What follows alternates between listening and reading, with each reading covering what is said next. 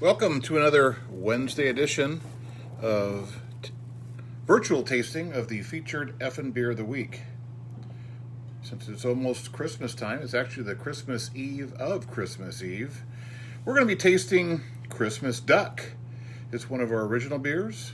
It's a English-style porter, really a London-style porter to be specific. And we're going to do a virtual tasting, give you the recipe, talk about brewing notes, and answer some questions. So let's get started. Christmas Duck. It's a robust porter in the category of beer judging would be robust porter, but it's a London style porter, which is pretty unique because of all the ingredients that we put in it. It's a 5.6 alcohol by volume porter, and it's got 36 IBUs, International Bittering Units. We brew it on a half barrel batch, which is 15.5 gallons. And our starting gravity is 1056, and we finish at 1013. Color on it's 36.9, so it's quite dark. It's not completely black. There is a little bit. It's on the top. You can see some light shining through. That's quite dark. We use London water, and we use Fuller's yeast, which would be White Labs 002. What are the ingredients? Well, great question. So for the malts, we've got crisp Maris Otters are base malt. 65% of the malt bill are 22 pounds. Crisp Crystal 45 is a crystal malt with a 45 color for the roasting. 13% or 4.5 pounds. Crisp chocolate malt, which is very dark, 6%, 2 pounds. Crisp roasted barley, which is got a nice, rich, roasty character to it. Only a 3/4 of a pound or 2% of the malt bill. A little goes a long way with the roasted barley. Crisp Crystal 120, which is a dark crystal malt, 3/4 of a pound for 2%. And then we use some flaked wheat, and we use 4 pounds, which is 12%. We mill all of the ingredients except for the flaked wheat, and then we mash it in at 154 degrees. And during that time, we also add our wheat after it's been mashed in, and we mix it all together. That wheat's going to give us a little bit of mouth character, a little chewiness to it, add a little fullness to the texture. 1 hour, we sparge it with 170 degree water, and we collect all the wort in our boil kettle. We start our boil, and we start the countdown for 60 minutes. Right at the start of the boil, we add 3 different hops. We add 2.5 ounces of Cascade, which gives us 22 IBUs, 1.25 ounce of UK Fuggles, and 1.25 ounce of Willamette hops. And those each give us 7 IBUs. And then at flame out at 0, we add 2 ounces of UK Goldings. We get no bitterness out of that. We transfer it into our fermenter at 65 degrees, let it go to 68. 1 week of fermentation, transfer to secondary, 32 degrees for another week, and that's where we get all of our clarity. It's force carbonated in the keg to 1.5 volumes, which is very British style porter. We don't want a highly carbonated beer. We want this to have the richness for all the flavors to come out. This is a little cold. It was poured at 40 degrees. I'd rather have about 50 to 53, somewhere in that range. I think we're going to get the full punch of it, but it's very cold out. It's actually colder here where I'm tasting it than it is where it was stored. So that's a challenge in these cold days to have that beer warm up if you're not going to be inside. What do I get for the smell? I get some chocolate tones, a little light roast, maybe a little toffee, caramel flavors, biscuity, and biscuity malt tones, and maybe even some golden raisins, I think. Smells delicious. Looks delicious. Let's give it a taste.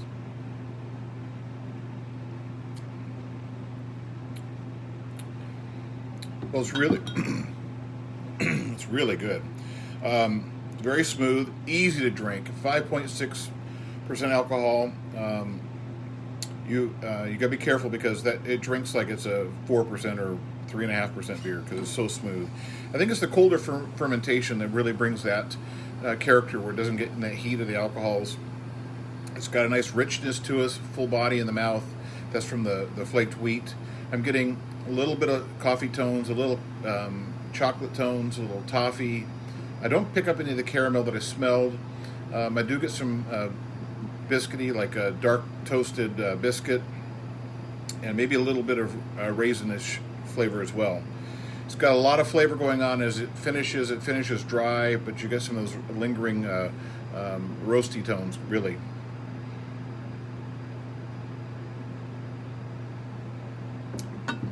It's the perfect beer for Christmas. You know, Christmas can, depending on how many people you have, through dinner and exchanging presents. If there's kids, there's always lots of presents, and you might need to have a beer that you can drink 3, 4 of them, or 5 or 6. Well, this would be a good one.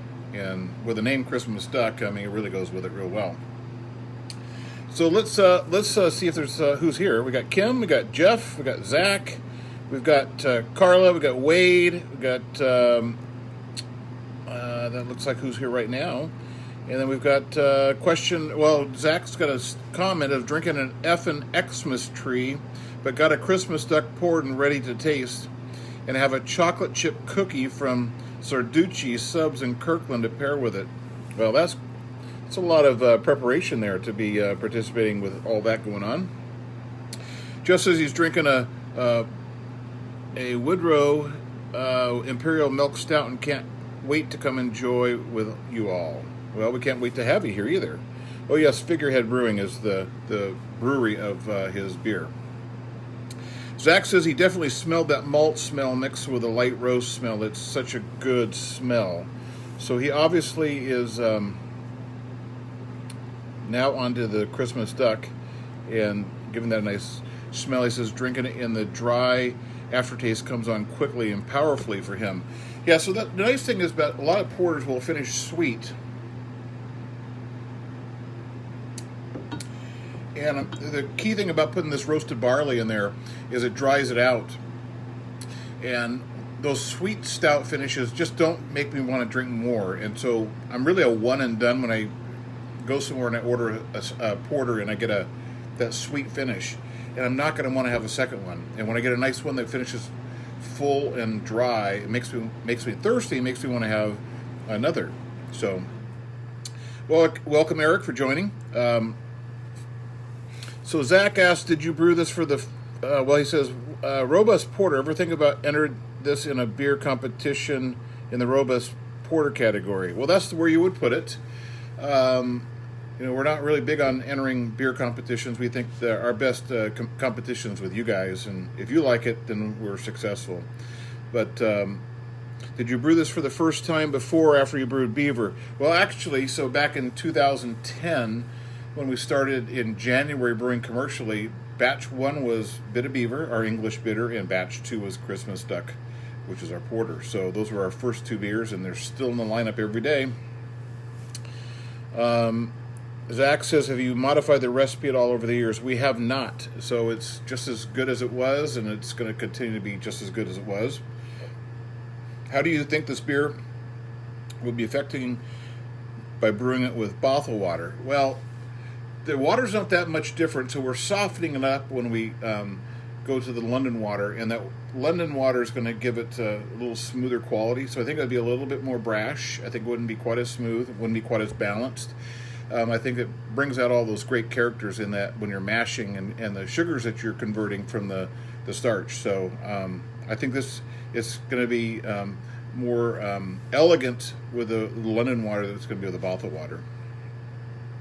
There's still a little sweetness in the finish for me, but the dryness takes precedence. Exactly. It's a light sweetness, and it kind of fades, but it's lingering with a roasty sweetness with that dryness, and it's very pleasing. Well, I'll give you a little background on this beer that not many people know, since there's only, this is going to be shared on our Facebook page after we're done recording, so anybody could watch it. But just between you and I for right now is, back when I was homebrewing back in the 90s, I would brew something like this, and I would brew it for Christmas presents. So, we would have these Martinelli's sparkling cider bottles, and I would brew, change the recipe a little bit, but it was called Christmas Goose, and we would bottle it up and we'd give it as Christmas present to all of our friends. And every year I changed the recipe slightly here and there, and the year that we changed it to what Christmas duck is today was everybody unanimously saying that is the best version of it that they've ever had. So that's still the one we're doing, and that was probably about 98, I would say. It was probably the year that we perfected that one, and it's been the same. Now, Christmas Goose was the name, and as we started getting names for beers when we were going to open the brewery, we kind of wanted to have a beer named after every Pac-12 school, and so there is no Pac-12 school with a goose as a mascot, but a duck is pretty close to a goose, and so it took on that name. And Christmas duck kind of lives on in perpetuity. That's a hard word for me to say. So it just lives on, and I think that it's a great reflection of the season. Let's see. What does Ron think of the duck? I don't know if he had it, because when he's been here, he's tried different things. He may have had it, but I really don't have any notes of Ron's description of it. Exactly, Zach. So the part of the name of Christmas came from giving it during Christmas. And a lot of people who come to our tasting room when we were open, and we'll be reopening when we can, is Christmas duck, and you look at that and you go, well, I don't really want a Christmas porter now, because maybe it's in the summertime, and a lot of times when the word Christmas is on beers, you're thinking of different kind of spices like nutmeg and cinnamon and licorice and anise and all these different kinds of things that may be in there, and it isn't, and it never was, and it never will be. It's just a great classic London style porter. Welcome, Jim. Thanks, Zach, for spelling out the word I was trying to say. I appreciate that. So the way you can get this beer is you can get it in growlers. So this is a growler of it, and then we put this little cap on the end, and it says Christmas Duck Porter. And you can see the color. That's full of porter right there, the duck, and it's very, very dark. Or you can get it in 22-ounce bottles with this beautiful label, and then you want to pour it into a Foggy Noggin pint glass when you drink it. And this is a 20-ounce Imperial proper English pint glass.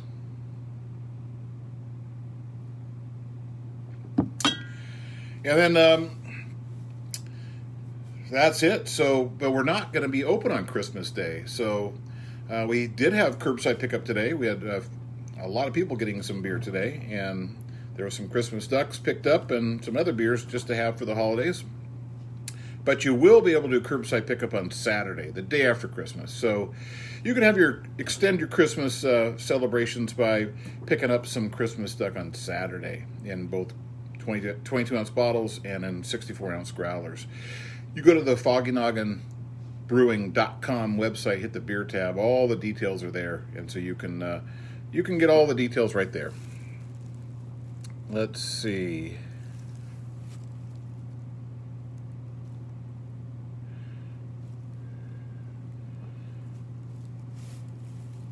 It'll pop up on my screen here. So Zach says, can you tell us about Stephanie's duck drawing that became an effin' t-shirt? Well, I don't have it handy, but on our tap handle, there's a duck that's got a scarf around him and a Santa hat, and it's got Christmas duck on it, and it says 2008 because that was the year that we actually filed for our business to get started and started all the paperwork to get the brewery open, although we didn't open until 2010. It's your mom's favorite beer, and do you ship or have deliveries? We do not at this time ship or do deliveries, but we're looking into it. So maybe in 2021 we may do some both. We may do some deliveries and may do some shipping. We just don't know how long this COVID's going to impact the business and make it difficult for people to get our beers. But good question, Jeff. So quickly, I'll do the recipe again real quick. It's a Christmas Duck, it's a London style porter, 5.6% alcohol by volume, 36 IBUs. We did a half barrel batch, starting gravity 1056, terminal gravity 1013, SRM is 36.9, that's the color.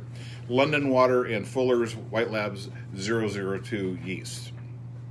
Malt, we've got 5 malts from Crisp. We've got their Maris Otters or base malt, 65% of the malt bill, 22 pounds. Crystal 45, 4.5 pounds for 13%. Crisp Chocolate, 2 pounds for 6%.